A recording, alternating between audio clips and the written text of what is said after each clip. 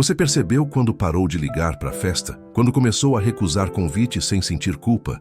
Quando o silêncio da sua casa virou o lugar mais seguro do mundo? Você chamou isso de paz. Mas e se for outra coisa? Tem um momento exato. Você não lembra o dia, mas lembra a sensação. Foi quando você percebeu que estar perto de gente cansava. Não porque as pessoas eram ruins, mas porque você precisava performar, rir na hora certa, concordar para não criar atrito, fingir interesse em assuntos que não importavam. E depois, quando voltava para casa, você tirava tudo, como quem tira roupa apertada. Aí veio o alívio, o silêncio, ninguém pedindo nada, ninguém esperando versão nenhuma de você. E você pensou, finalmente paz. Aí começou a escolher isso. Ficar em casa virou preferência, sozinho virou conforto, e aos poucos você parou de sentir falta. Das conversas, dos abraços, até das risadas. Você olha para a vida que construiu e pensa, eu tô bem assim. Mas tem algo debaixo disso, algo que você não nomeia, porque nomear é admitir. Você não escolheu a solidão porque gosta de estar sozinho. Você escolheu porque se proteger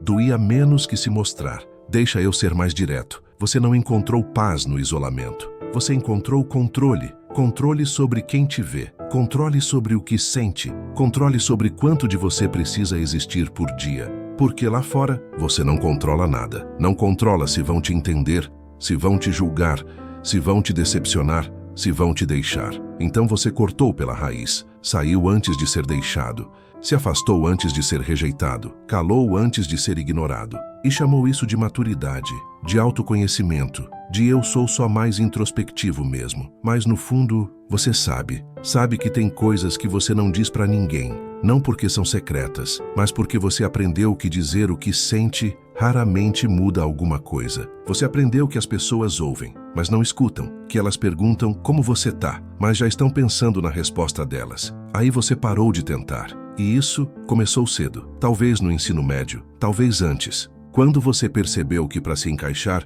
tinha que esconder pedaços de você, que ser você demais assustava, que sentir demais incomodava, que falar demais afastava. Então você aprendeu a se ajustar, a rir menos alto, a falar menos do que pensa, a não esperar que alguém pergunte de verdade. E no começo dói, mas depois vira hábito, e hábito vira jeito de ser. Até que um dia você olha para sua vida e percebe, você está cercado de gente, mas ninguém te conhece de verdade. E o pior, você não deixa. Hannah Arendt disse uma coisa que destrói qualquer ilusão de paz no isolamento. A solidão não é estar só, é estar consigo mesmo, sem conseguir se suportar. Deixa isso entrar, porque tem diferença entre escolher ficar sozinho e precisar ficar sozinho para não sentir. Paz verdadeira não te obriga a evitar pessoas. Paz verdadeira te permite estar perto e continuar inteiro.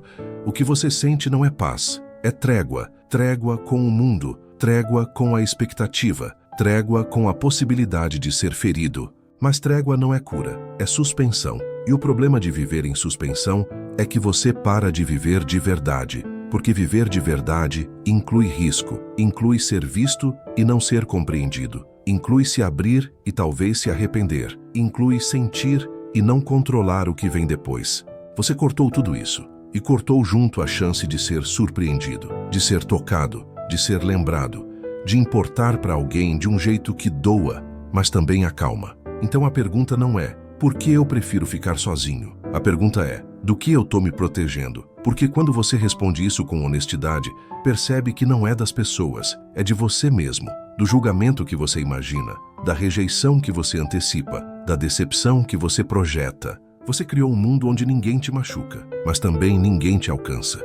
E agora você vive num lugar seguro, mas vazio, cheio de silêncio, mas sem voz.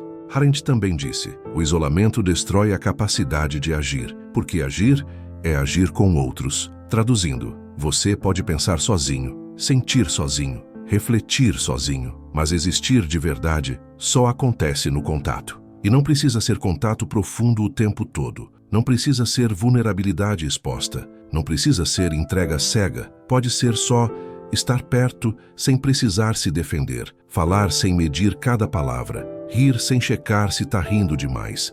Pode ser só deixar alguém te ver cansado. E não precisar explicar. Deixar alguém te ver confuso.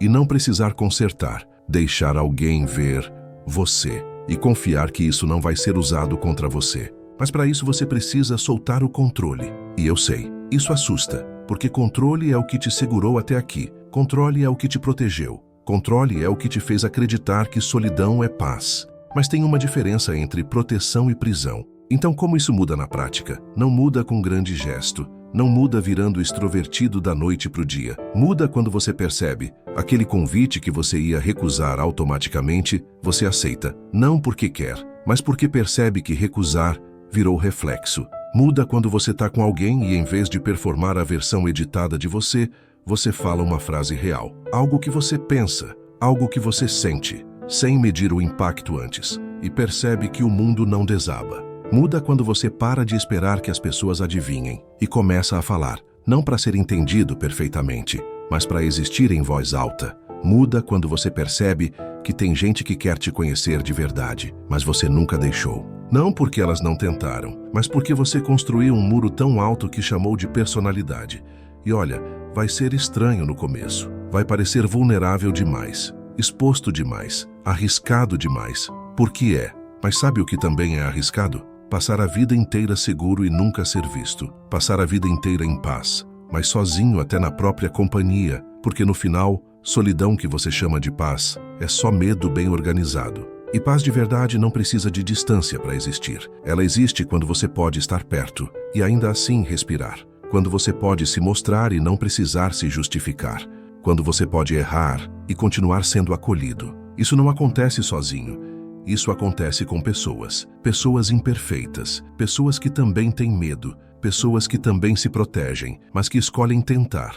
E talvez você também possa escolher isso. Não para todo mundo, não o tempo todo, mas para alguém. Às vezes, só para lembrar que você ainda existe. Não só na sua cabeça, mas no mundo, com outras pessoas que também sentem, que também tentam, que também têm medo de ser deixadas e mesmo assim escolhem ficar. Se esse vídeo nomeou algo que você sentia, mas nunca conseguiu explicar, deixa o like, não como métrica, mas como um "eu vi isso em mim". Se você se reconheceu em algum momento desse vídeo, deixa um comentário. Não precisa ser longo, pode ser só "eu também", porque talvez você precise ver que não está sozinho nisso. E se você quer continuar essa conversa, se inscreve no canal, porque a gente vai continuar falando sobre coisas que ninguém fala, mas todo mundo sente. A gente se vê no próximo.